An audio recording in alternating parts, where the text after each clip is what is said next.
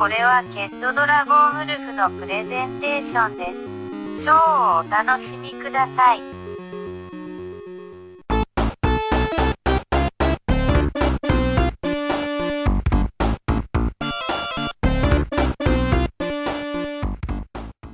Hello and welcome to a Kedragonwolf Special celebrating Sonic the Hedgehog's 30th anniversary. Who would have thought that everybody's favourite spiky, speedy blue hedgehog would turn 30 this year? I'll be delving into the beginnings and the rise of this worldwide successful video games character.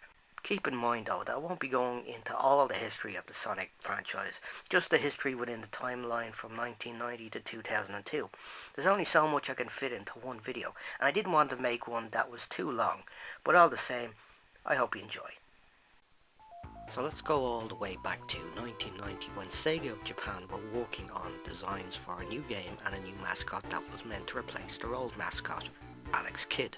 Sega's boss at the time, Hayao Nakayama, wanted Alex Kidd replaced with a more distinctive and more appealing mascot. He wanted this character to have an edgy appeal, not just to Japanese audiences, but to American audiences as well, seeing that Sega's 16-bit game console, the Mega Drive, was gaining a lot of commercial success in the US, more so than in Japan, under the name Sega Genesis. Nakayama also wanted this mascot in particular to rival Nintendo's already famous mascot, Mario, seeing that Alex Kidd failed to do so after almost 5 games were released since 1986. Starting with Alex Kidd in Miracle World for Sega's other console, the Sega Master System. Alex Kidd was a good character but lacked the appeal and popularity achieved by Nintendo's lovable fat short Italian plumber. Early designs of Sega's new mascot began with a pointy-haired Bart Simpson type character with a similar physical build to that of Mario. But then there were suggestions of making the character non-human and given an animal or anthropomorphic look. This ranged from many designs by designers Yuji Naka, Naoto Oshima and Hirozaku Yasuhara. The first anthropomorphic design was a rabbit with a cartoony style reminiscent to the old cartoons made by the likes of Walt Disney and Max Fleischer way back in the 1930s. The design itself would be transferred to the final design of Sonic afterwards. It was Naka who optioned for the approach of having a hedgehog that started off in the early stages in rough sketches as a chubby porcupine, hence the birth of Sega's new mascot, who would be named Sonic the Hedgehog, who unlike a hedgehog in real life would have the awesome capacity to run fast at lightning speed. Sega's executives, as well as Hayao Nakayama, liked the character, and so it was established that Sonic would be the new face of Sega, as he had that edgy appearance that Nakayama was looking for. Originally Sonic's colour was a light brown, but was changed to blue to match the same colour as Sega's logo. But what about the game in which this new character would be the star? During the next couple of months of development, a prototype would represent what Yuji Naka had in mind for the final product. One main technique would be a form of algorithm which would allow a sprite to move smoothly, determined by its position with a dot matrix. This technique in particular would be the pushing force of the development of the game. For every game, just as there's a protagonist, there's got to be an antagonist. This came in the shape of a round, fat, roly-poly baddie named Dr. Robotnik, aka Dr. Eggman. His design was inspired by the 26th American President Theodore Roosevelt. Dr. Robotnik was originally conceived as one of many of the experimental mascots for Sega, but instead he was used as the game's main villain. As for the backstory or premise, the game itself would be set on a planet called Mobius, inhabited by cute, cuddly, furry animals of different species. Dr. Robotnik has kidnapped many animals and transformed them into robot slaves known as badniks, in an attempt to rule over the entire planet. Sonic the Hedgehog comes to the rescue, speeding his way through various stages, defeating Robotnik's army of badniks, saving the captured pigs, rabbits, seals, birds, squirrels, and so on, and thus restoring peace and tranquility to planet Mobius. After another couple of months of developing, level designing, programming, testing, and so on, the new game for Sega featuring their all-new mascot was complete. The game itself, entitled Sonic the Hedgehog, was released on the Mega Drive in North America and in Europe in June of 1991, while Japan oddly enough had to wait a month later. Sega had for the first time ever a winning hand with Sonic. The game was a hit during the summer of 1991 and well received by critics. But most of all, it was a big seller for Sega. Kids and teens all over would rush out to buy a copy, and those that didn't own a Mega Drive would go and buy a console in order to play Sonic. This would boost the sales of the Sega Mega Drive in many territories, and eventually Sega decided to bundle the game free with the Mega Drive.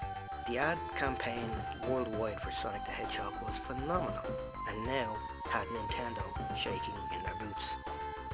And all this was months before their own console, the new 16-bit Super Nintendo, or Super Famicom, would hit stores in North America and a year later in Europe. Even Sonic got the handheld treatment for Sega's Game Gear, and even a version of Sonic was released on the Master System in late 1991.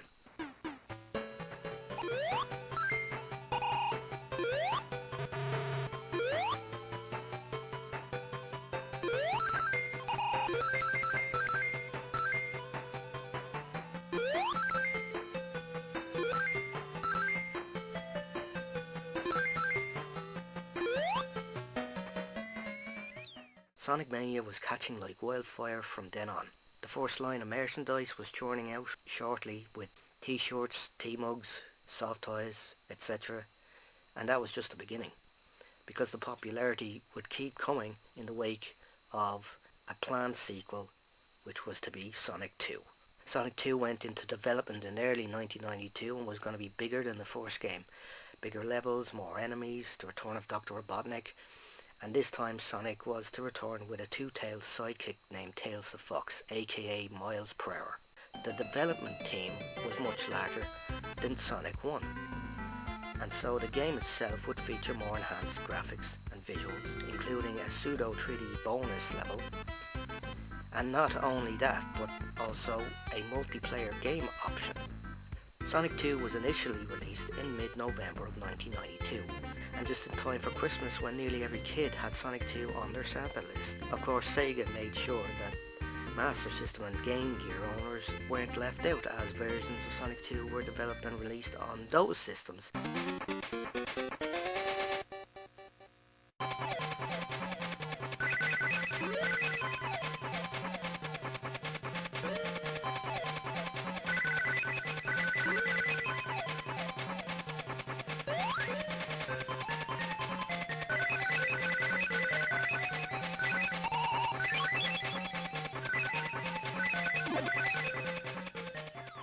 Sonic and Sega were now a known force to be reckoned with, and now an even bigger form of rivalry and competition between Sega and Nintendo was in full swing.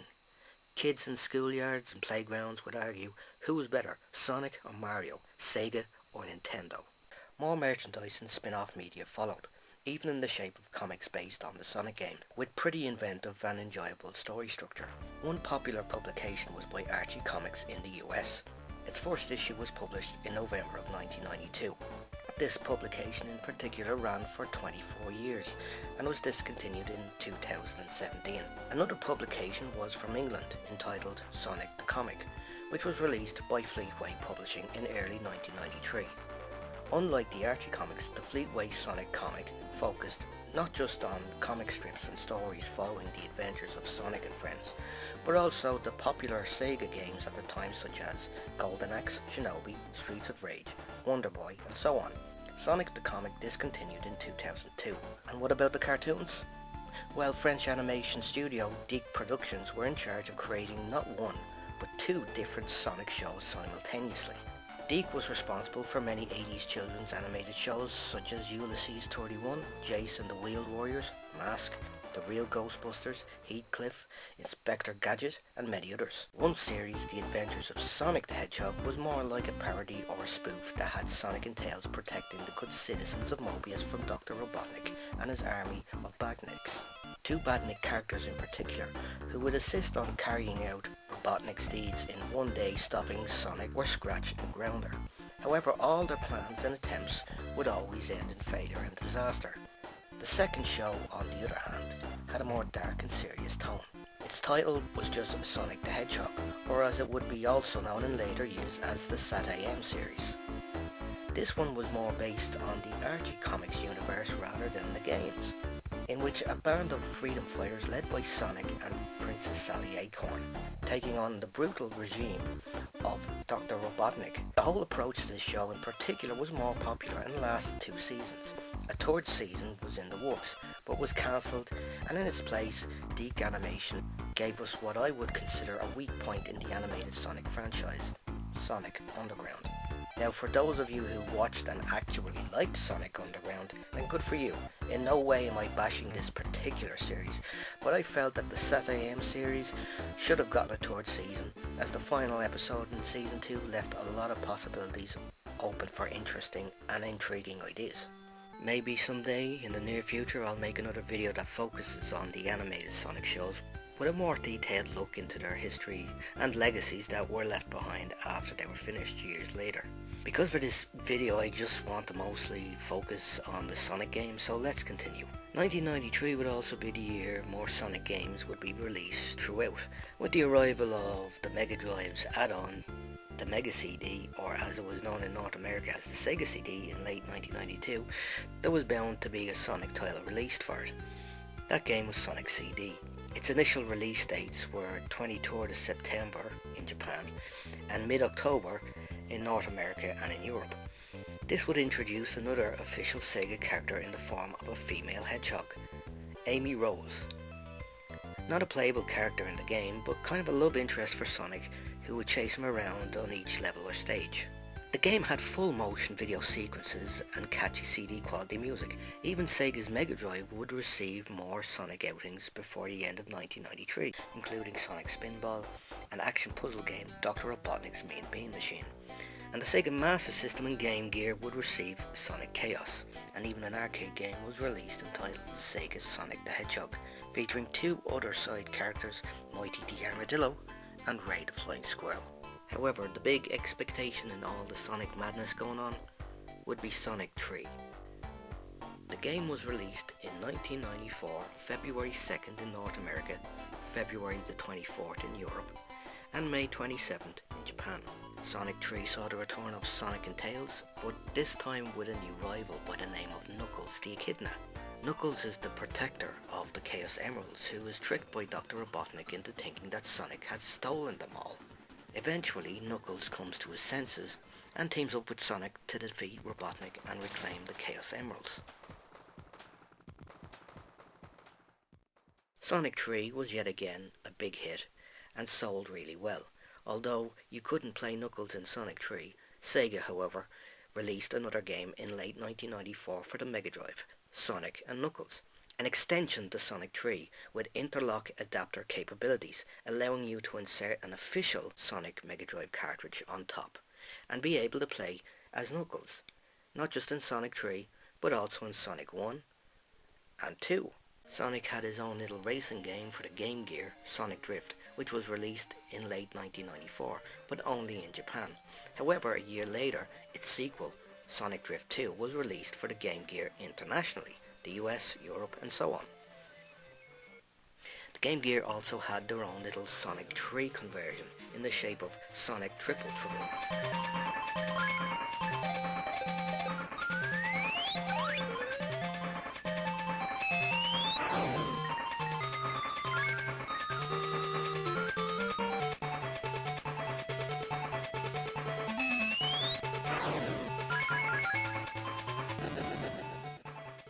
1995 was kind of a slow year for any new Sonic games.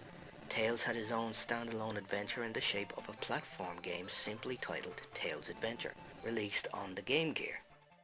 And another Tails outing, Sky Patrol, also for the Game Gear.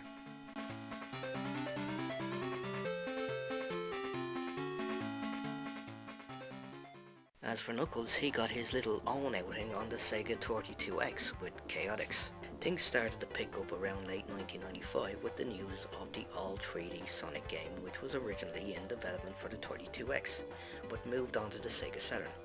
But it was cancelled in mid-1996 due to a lot of development issues. This game was to be Sonic Extreme. 1996 was somewhat better. A pseudo 3D Sonic game was released for the Sega Mega Drive and Sega Saturn entitled Sega 3D Flicky's Island, or Sonic 3D Blast as it was known on the Saturn. Sonic got another arcade outing in the shape of a beat-em-up called Sonic Fighters in the summer of 1996. In early 1997, Sonic R, another Sonic racing game for the Sega Saturn, was released but was not impressive or appealing to Sonic critics or even fans. It did, however, have a catchy soundtrack. Also in 1997, a compilation disc was released for the Saturn entitled Sonic Jam.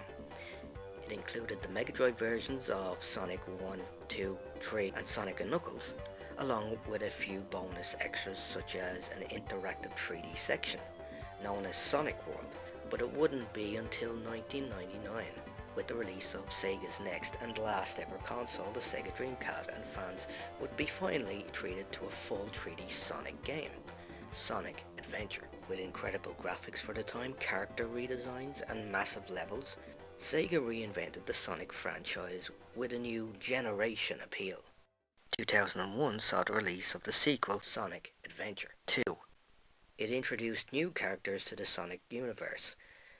These were Shadow the Hedgehog and Rouge the Bat. In late 2001, Sega discontinued the Dreamcast and went on to make games for other rival consoles such as the PlayStation 2, Xbox, GameCube and so on.